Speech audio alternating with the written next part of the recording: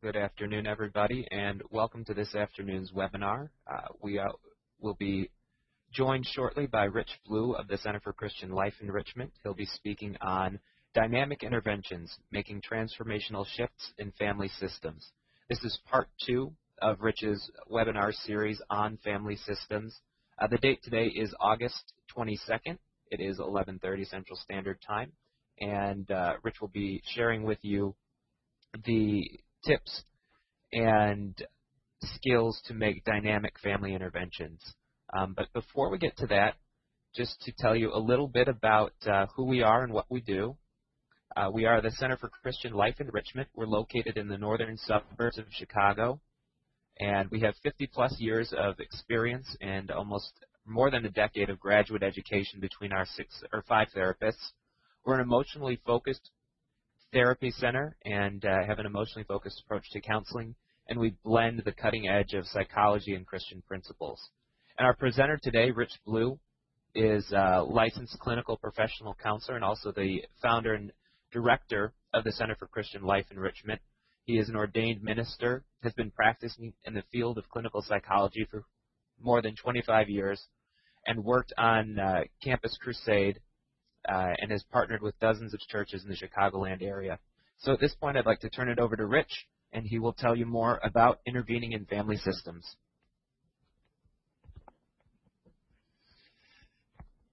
Well, good afternoon. I'm so glad that you could join us. We are talking today about system wisdom, and this is the second part of a series that we have been doing, and we will review some of the principles as we go through this morning. But I just wanted to tell you a little bit of a story from my own experience that led me to really want to dig in deeper to our understanding of systems and system theory. I was reading Peter Senge's book, The Fifth Discipline, and I was reminded of the fact that there is a natural tendency in our life to make growth, to have growth and make changes, but we reach a place where we plateau, and the growth and development seems to stop. And what we find in system theory is that this is what happens when we attempt to solve a problem on a superficial instead of a core level. Solutions that address symptoms achieve quick results that ultimately don't last because they fail to address the fundamental cause of the problem. One of Senge's aphorisms is, "Don't push growth. Instead, remove the factors limiting growth." Don't push growth, remove the factors limiting growth. This is a piece of wisdom that empowers us to think from a systems perspective instead of a symptom perspective. So I was looking at my own life and where am I plateauing, and it immediately came to mind in my pursuit of fitness and wellness in my life. And so one of the first steps that Senge recommends is that we identify the positive reinforcing processes. In other words, what is working in our plan that preceded us reaching a plateau. And so what has happened is that in my life I've done a number of different things to increase my fitness and my wellness. I've recruited and enlisted the help of several experts. I, for months, have been exercising every day for 45 to 60 minutes. I've eliminated several major food groups, like, for instance, sugars and breads. I still can't believe I've done that, but I've not been able to successfully eliminate peanut butter from my diet, but that's probably part of why I plateaued. My blood work is fantastic, energy, positive attitude, aliveness, and a real sense of self-efficacy, a confidence that, wow, I can do this. But one of the areas where I plateaued was weight loss. And so I got to the place where I'd lost about, 50-plus pounds, and I hit this wall where it just seemed I tried all kinds of different things and couldn't break through. So what happens when we reach a wall or a plateau is that usually we do one of three things. First is we quit. It's when we've, made progress in an area, we were excited about the results, but we can't seem to address the fact that we aren't making any more progress, so we just stop. And usually It's the rubber band effect where we end up not only losing the gains we've made, but we add some more.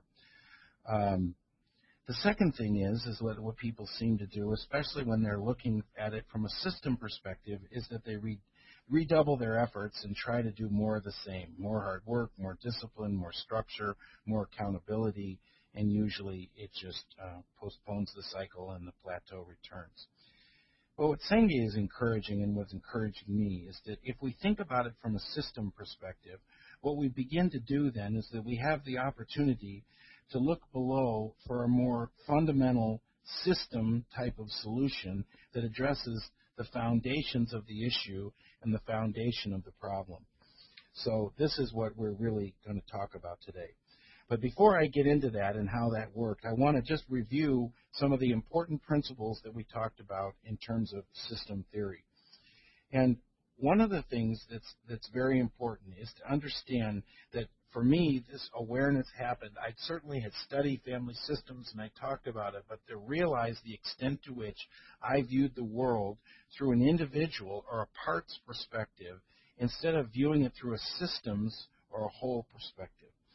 So there are 6 components of a family system that I want to review with you. One is that a family system has interrelated elements and structure. So we used the example in our first talk about just a baseball team where you have all kinds of different players that play different positions and have different functions and different roles. And so to try to make an intervention simply by working with one player, one position, or one role obviously is not going to be ultimately effective. But in every system that there's a predictable pattern of interaction that seems to emerge, and if you follow it and you track it, it is always going to be the same. So systems have elements and structure that are interrelated. They have predictable patterns of interaction, and that there are boundaries. The systems, who's in and who's out of a system. Systems have ways of including and excluding elements and members. Open systems refer to systems that interact with other systems outside the environment. Closed systems, on the other hand, refer to systems having relatively little interaction with other systems or the outside environment. So, for example, living organisms are considered open systems because they take in substances from their environment, such as food, air, and water, and return other substances to the environment. In contrast, a watch is an example of a closed system in that it's a relatively self-contained, self-maintaining unit that has little interaction or exchange with its environment. So a third clause, systems have boundaries. They're either open and closed, and there's usually some degree on a continuum in which that's true. Systems are also synergistic. A synergy or synergism is most often refers to the phenomenon of 2 or more discrete influences or agents acting in common to create an effect which is greater than the sum of the effects each is able to create independently. Simply, we're used to the Gestalt phrase that says the whole is more than the sum of its parts. Another component of a family system is that systems they make it their aim to maintain conformity. They want their members, they want to shape them and affect them and influence them. And that systems have subsystems. In a classic family, you would have a marital subsystem, a parental subsystem, and a sibling subsystem. So, characteristics of a family system, let me just review 5 of those with you. They're organized to maintain homeostasis. The main objective of the system is to maintain itself.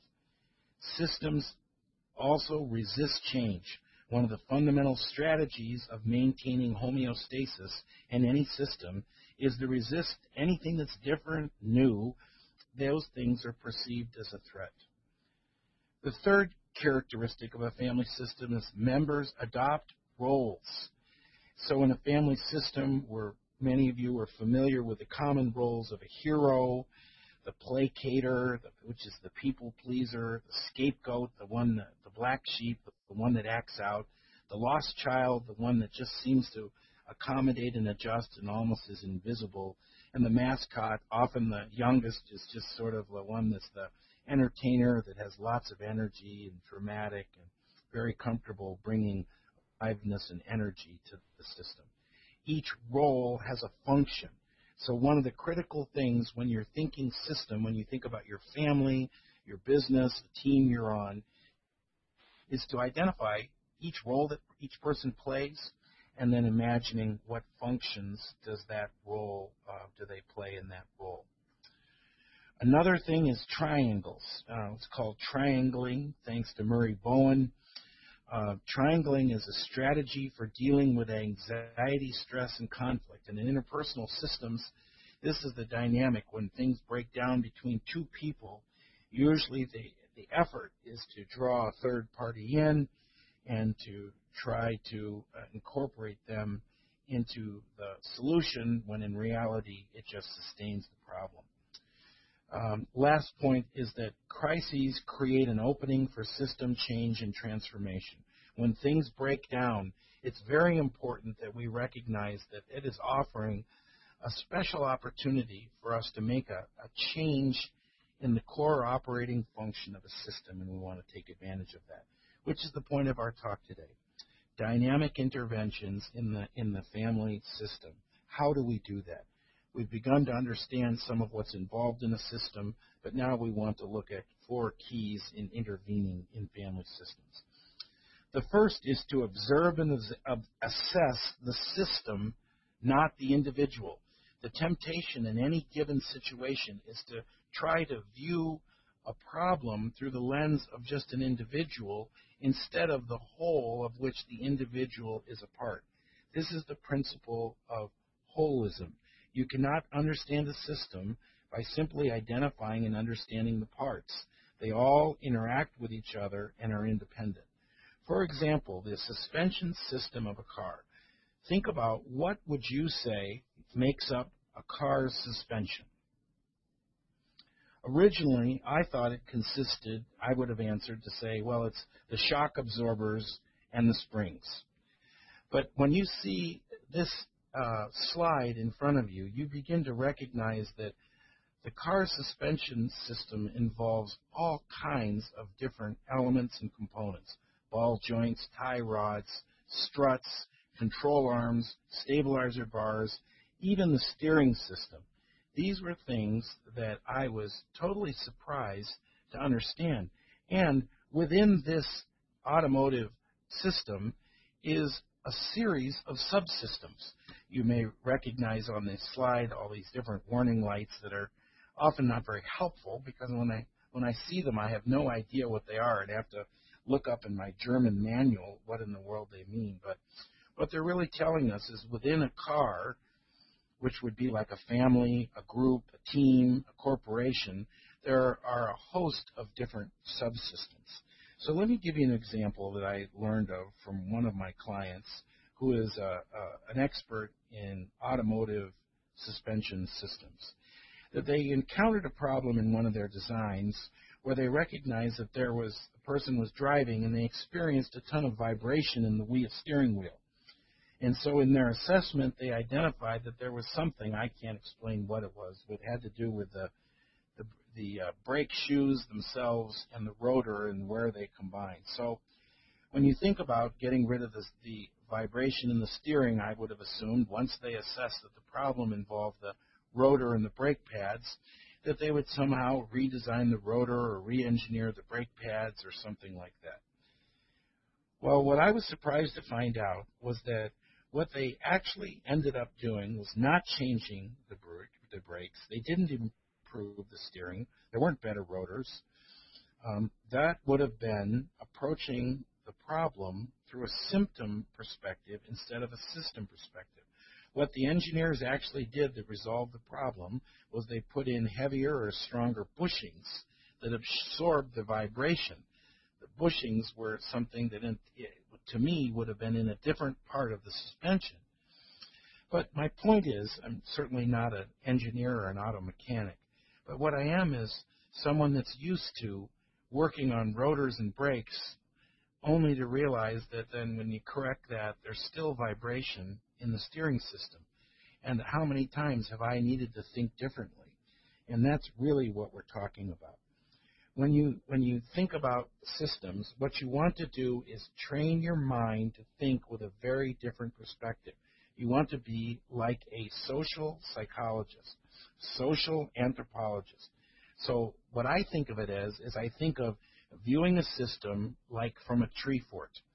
And so I think of a cultural anthropologist overlooking a new society, a new tribe, something like that that they'd never viewed before, and sitting up. And what they do is they observe and they assess and they ask questions.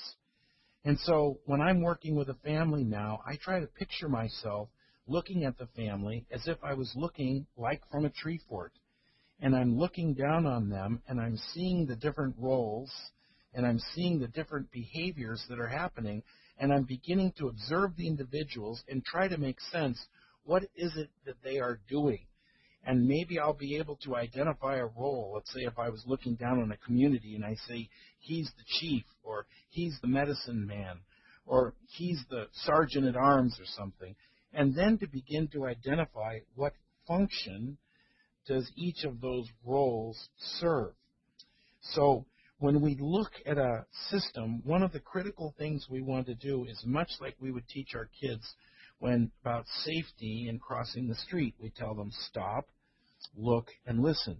This is a critical thing when you're encountering a problem with your friends, in your family, or in your business. You want to try to extricate yourself from the system and begin to look at it from a very different and a more objective perspective. Now, this is very challenging since it seems clearly evident that we are unable to see the systems that we are a part, certainly as clearly as we're able to see other places. So, we think from a system perspective. We begin to then ask system-based questions. Now, the most important question that I have found most helpful is, what is the function of this behavior? So what is the purpose in this system that this behavior is serving? Everything has a purpose. What is the system expressing and addressing in terms of its needs? It's trying to create some sort of balance. So some of the needs that would be present in a family system would include these kinds of things. The need or the yearning for closeness versus distance, hunger, attention, affection, finding worth and value, meaning, the expression of feelings, and a sense of responsibility, just to name a few. And so one of the things we look at is, how is stress and tension being expressed in the system? And there's four, ways that we see that commonly happening that you can identify in your family. There's marital conflict between the husband and the wife. Spouses break down, and they pull away. The individual themselves break down. So they may be in conflict then one or other of the spouses may break down. There's a breakdown, an act in the children, or an emotional distance, a cutting off that can kind of happen when people separate themselves. So there's different kinds of strategies that tell us, symptoms that tell us that there's a deeper issue going on that we need to address. And that takes us to our fourth point, which is intervening. So one of the things when we attempt to intervene in a family system is that we have to be very careful of the fact that there are issues of enmeshment and absorption into the system. We call it getting hooked. When you are involved in a family and you are trying to help and trying to support, it is very easy for you to get involved in and become a part of the system, and it's something that you want to avoid. You want to try to get in and get out quickly. One of the critical strategies that I have found most helpful in this process is using questions. Most often when we're trying to help, what the things we want to do is we want to be helpful. So we want to be the source of that help. We want to be recognized for the fact that we're trying to be helpful, and we want to be acknowledged. The problem is what that usually requires of us is to try to give suggestions, to give advice, and to do those kinds of different things.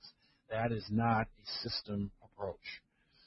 So I want to take you back now to my situation and my story and see if we can't bring these things together as an example that you can relate to.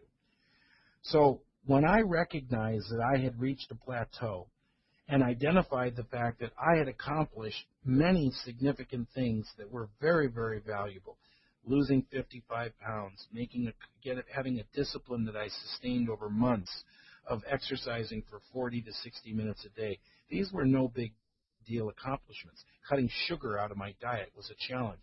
So the problem is that when you reach the plateau, often what happens is you throw the baby out with the bathwater and you get so discouraged because it's like, wow, I've done all these great things and I'm still, in this case, not losing more weight. Well, instead, what I did was that I thought, if by nature I have a hard time seeing my own system, then how am I going to see what's going on? Well, this is where I retained the support of a consultant, a more knowledgeable other that can see my system and help me to make a deeper, more systemic change instead of a superficial change. Now, I don't want to misunderstand that the changes that I made in terms of diet and exercise were significant. Losing 55 pounds was significant, but it reaches a point where it's no longer significant. And if I just try to do more of the same types of things, I'm just going to become increasingly frustrated and give up, and then the rubber band effect will take effect. We don't want that to happen. But if I operate from a perspective that says, I can't see my own system, and I need the perspective of someone outside my system in order to help me, now we can start gaining some significant momentum. So I began to ask questions of my system, saying, what is the function of this plateau? Why is it that I don't seem to be able to break this weight barrier? What are the factors limiting my progress, and what's the function of the plateau? Now, time will preclude us from being able to go into the depths of that, but I can tell you, just to summarize a couple things, one is I think that there was a fear of losing my sense of who I am. Part of my identity has always been around being big and strong and tough and all these different kinds of things. And I think at some level, deeper down in my system, the reason things were clamping down, in part, was the fact that I was afraid of losing my sense of self, that if I would get too thin or lose enough weight, that it would change who I was. The second thing was, I think I discovered through the help of these questions that were being asked of me, is that I was able to identify that I think that there was an issue of safety or security for me. I grew up in an environment as a kid that was at times threatening, and I associated my size and strength with an ability to be able to protect myself when things would happen that were unexpected.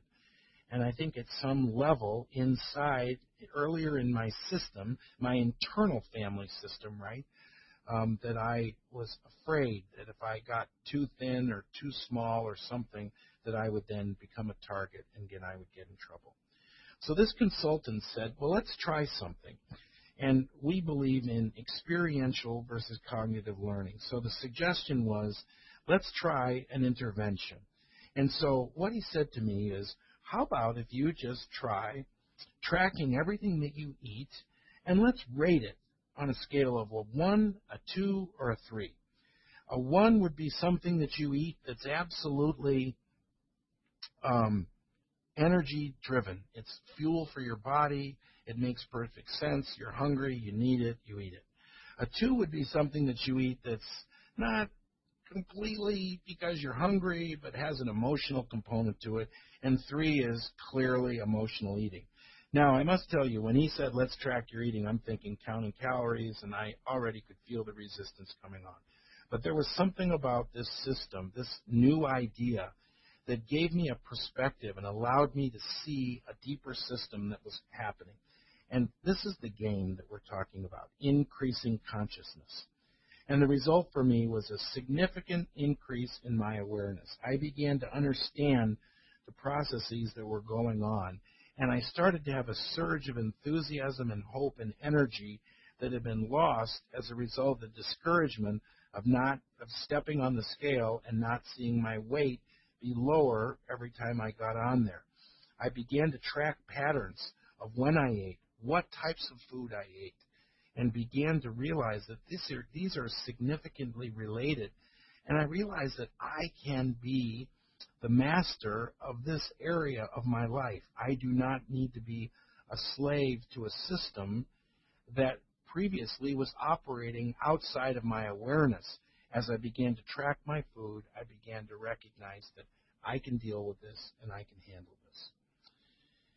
So, some observations I want to make is that system theory, when you really understand what's going on at a system level, it gives you the resources and the tools with the support of other people to be able to make lasting changes in your lives.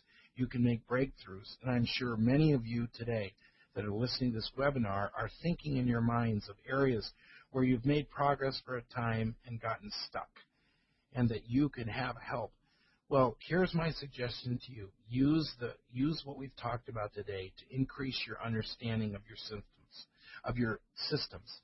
Looking for symptoms where things are not working, get help, get someone that can be an outside observer that could help you begin to identify what is the purpose of this resistance, what's the function of the behavior, and experience growing change and transformation in your life. So let me tell you some next steps that might just fit in perfectly for you in terms of with your supporting you in this change. We'd like to offer you the opportunity to have a complimentary 30-minute consultation with me or one of my staff to be able to just talk about what we worked on today and to identify an area in your life where you'd like to see a breakthrough. We would love to support you with that. Please check out our website at www.cle.us.com,